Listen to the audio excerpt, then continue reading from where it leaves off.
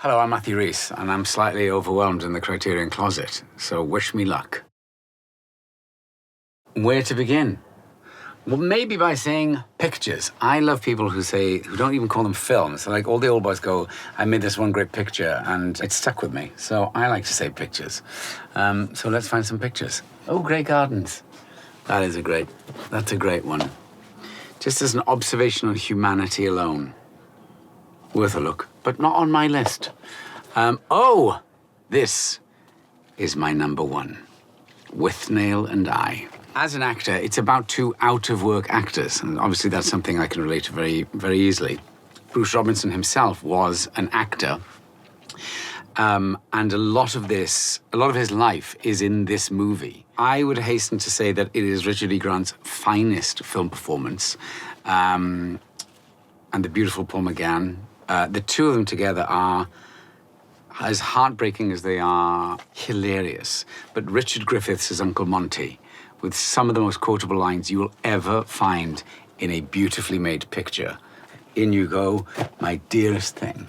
Now, where would I find, hang on, The Princess Bride? This is probably the film that I have watched most. It was a great point of honor for me to show this to my son about a year ago. And what I delight, excuse me, I'm getting emotional. What I delight in the fact was that his ability to pick up the right quotes from the entire film left me with one of the greatest senses of pride I've ever felt. It transports you, enchants you, it makes you cry and laugh. It thrills. It has real intrigue. You're forever going, what is going to happen now? I would say a perfectly made film, and I don't often say that. Inconceivable. Now then, where would I find Do the Right Thing? How could I miss it? Spartacus. I'm Spartacus. See, this is very difficult. All of a sudden you get sidetracked. Sid and Nancy, another classic. Traffic, of course. But I am going to stick to my guns on this one. And I'll tell you why.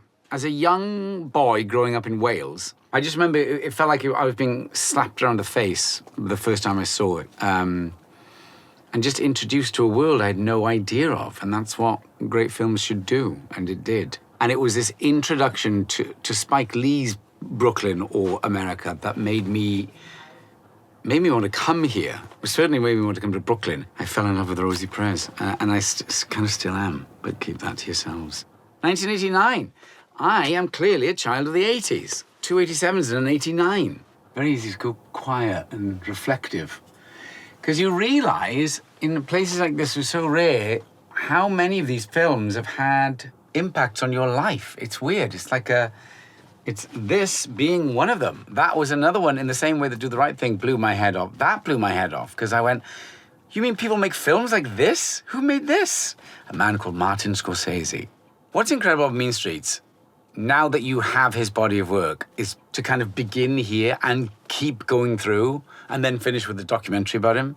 That is a real treat. A time commitment, but one not misspent. Like a religious icon. You should take it. No, I won't. I can't. I shan't.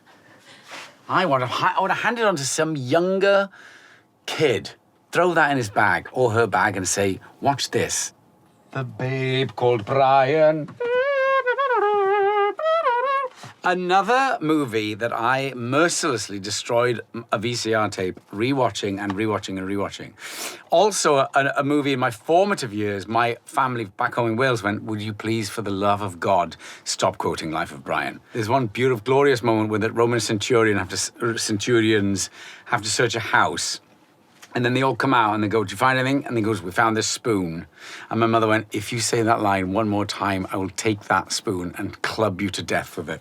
And also directed by Terry Jones, a Welshman. The only Welsh Python, was he the only? Yes, the only Welsh Python. So we take great pride in this. Classic. So I'm torn about my final because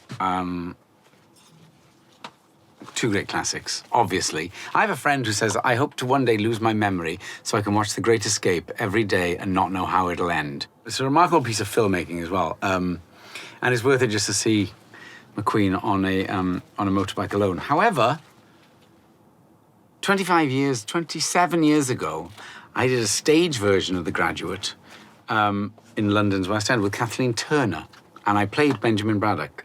Obviously, I foolishly watched this film a lot prior to making that, in the vain attempt that I would somehow imbue the magic of Dustin Hoffman.